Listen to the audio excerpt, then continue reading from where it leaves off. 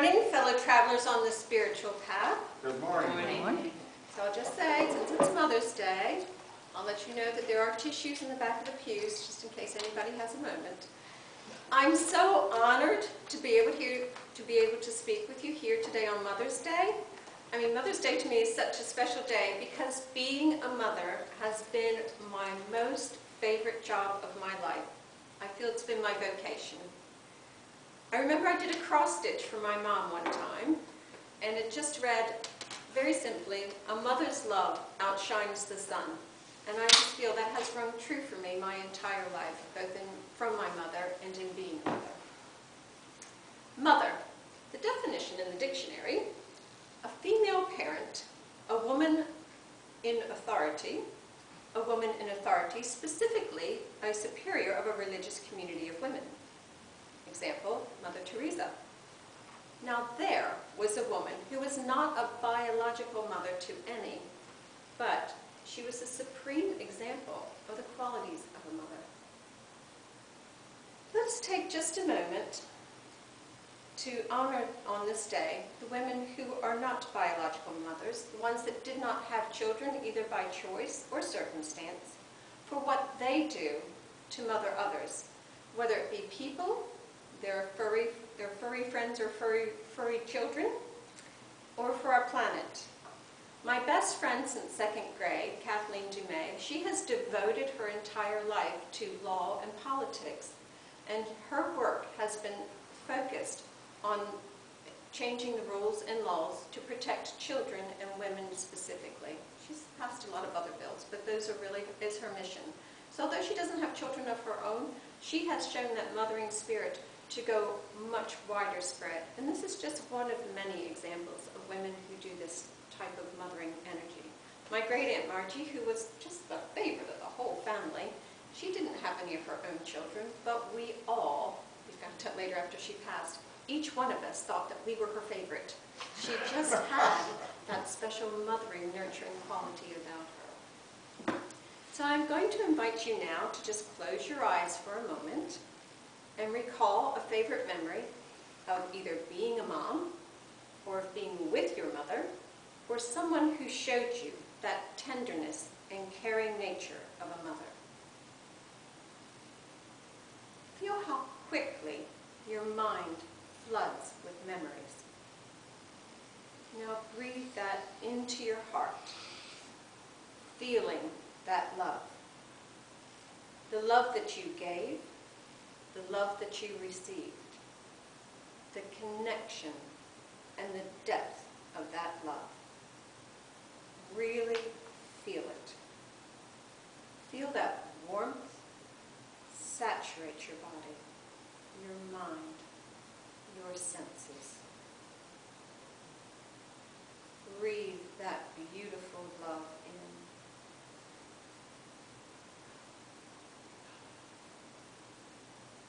And send gratitude for this memory. Gratitude to the person or the people that you shared this time with. Love knows no boundaries. Not of time, not of distance, not of worlds. Spirit and love are always there for you to connect with. Keep this love in your heart. Now just wiggle your fingers, take a deep breath, and gently open your eyes.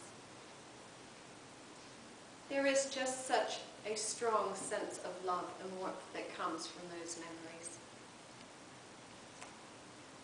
When most of us think of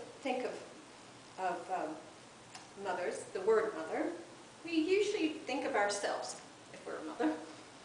We think of all the fun we've had, all the joy we've had with our children, and the importance of that role that has been to us. Or we think of our own mothers and how we were raised.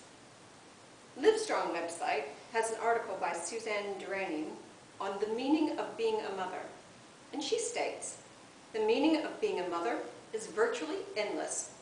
A mother is a protector, disciplinarian, and friend. A mother is a selfless, loving human who must sacrifice many of their own wants and needs for the wants and needs of their children. A mother works hard to make sure their child is equipped with the knowledge, skills, and abilities to make it as a competent human being. Being a mother is perhaps the hardest, most rewarding job a woman will ever experience. I find these words to be very true.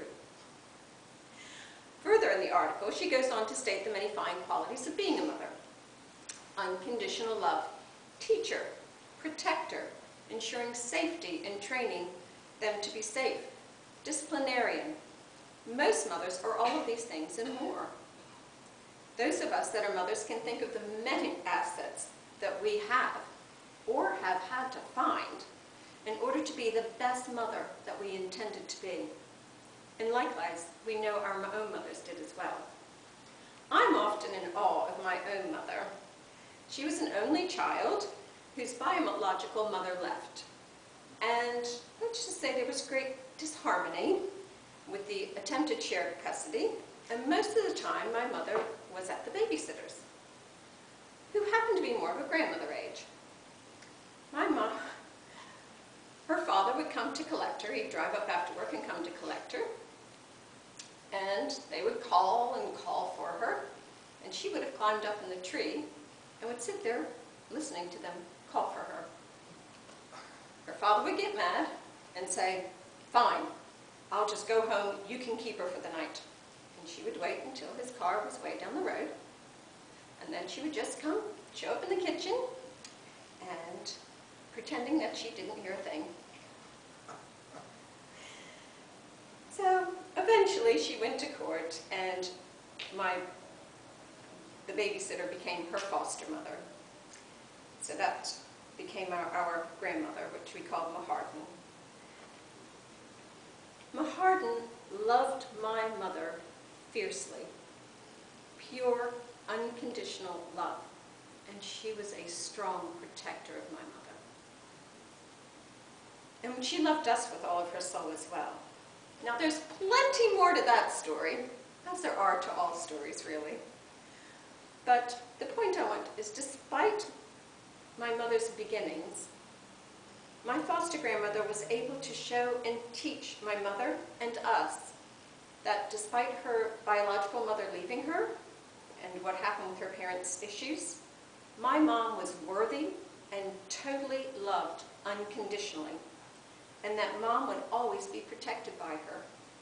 Being a mother isn't just a biological function, it's a way of being as well. My mother was, and is, love. She totally loved us, and we had no doubt. And boy, oh boy, did she love her grandchildren. As those of you that have grandchildren, I know I've heard stories and you just shine because I know that there's a special love there. She loved everyone's children. They were all welcomed at our house. She loved to help others. She loved to feed others. She loved sharing a laugh and a smile with others. She loved to help those less fortunate. And she just loved life, which would often amaze me considering her tough beginnings, because she could have been resentful and stayed in that woe is me state because her parents were so dysfunctional. But she chose not to. She chose to love and to live. I find her to be a beautiful example to us and others in being what I call the change. Not repeating that familiar pattern, not staying in a pity party, but choosing love. I'm sure that the love that she received from Maharden helped shape who she became, but she still had that choice. I have a friend who came from an abusive family, but she made the choice not to be that person. She made that choice to be the change, and she shows such love and kindness while raising her own children because she decided to be the mother that she always wanted to have. Which leads me to the spiritual law of choice. In Reverend Marilyn Autry's book, The River of Life, which you'll find at the bookstore, she states that the law of choice can be termed the engine of evolutionary process. As you investigate the evolutionary process of your life, requires you to examine your soul and its growth. When you seek growth, you are able to attune to the higher vibrations within and become more intuitive. Maria Robinson said, "Nobody can go back and start a new beginning, but anyone can start today and make a new ending." As mothers, we practice unconditional love, and practice, and practice. By our children, we're given many opportunities to do this, and I say thank you, children, truly. Thank you for the practice to increase my unconditional love muscle, teaching me to be a better mother, and thereby a better person. Everyone benefits when there is more love. We teach our children the basics. We teach them to read, count, do some basic things, but the most important thing we teach them are the lessons of life, by what we say to them and by our examples. We teach them the importance of honesty, integrity, being kind, considerate, good hygiene, looking out for themselves and for others, and how to interact with each other, how to control their tempers, and to learn their boundaries.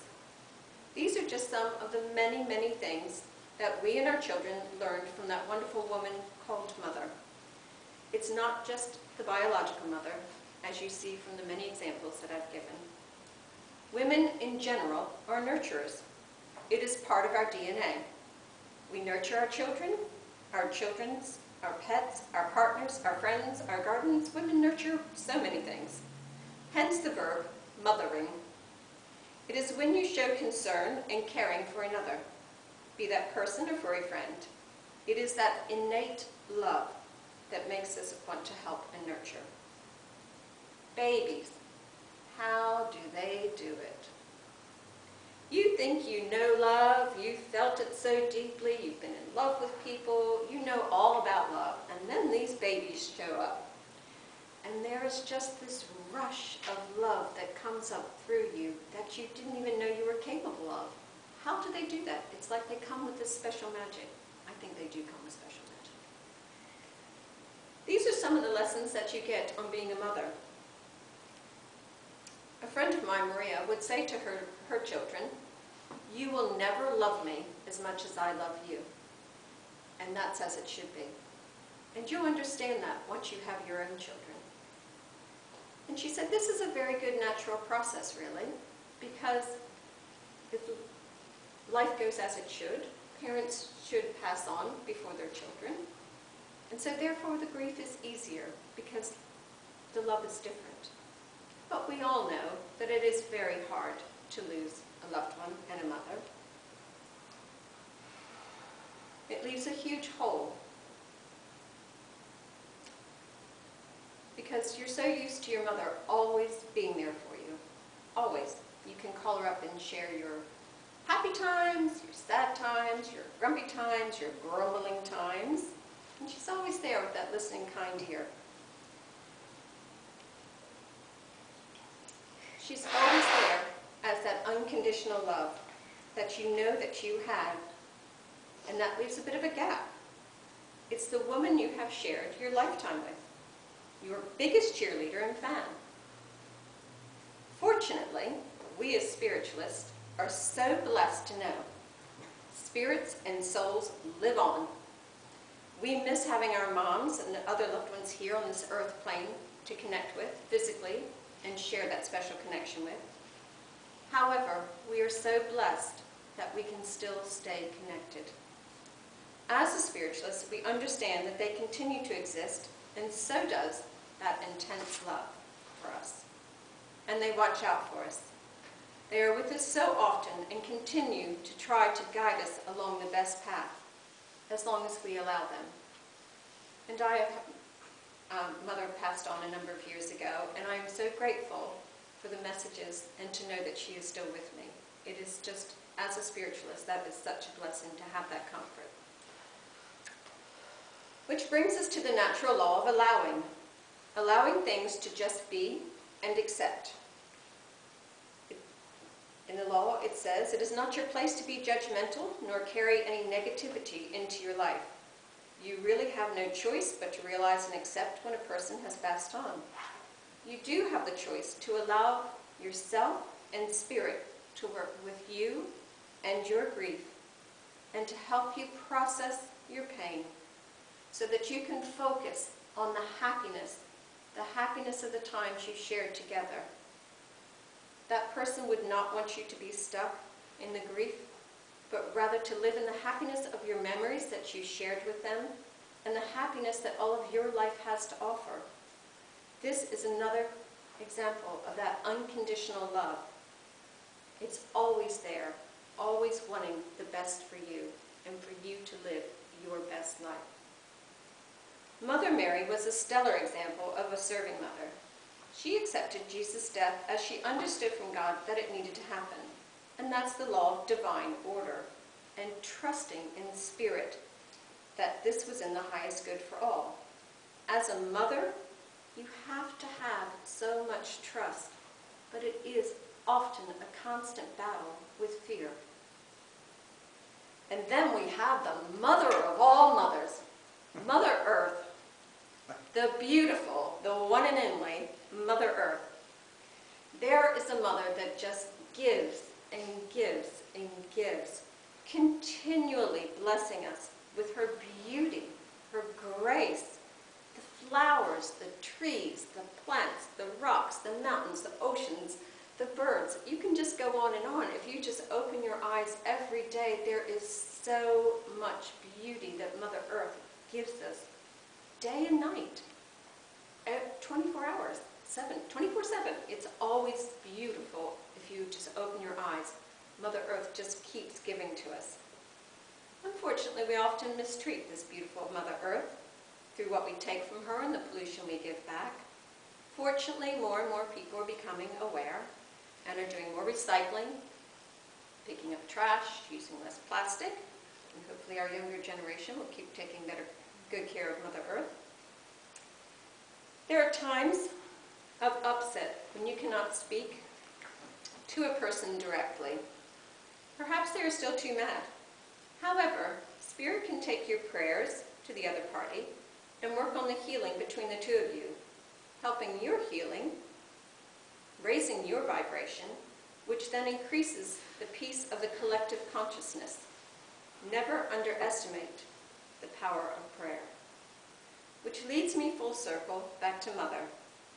A person, a symbol of unconditional love, caring, nurturing, and so much more.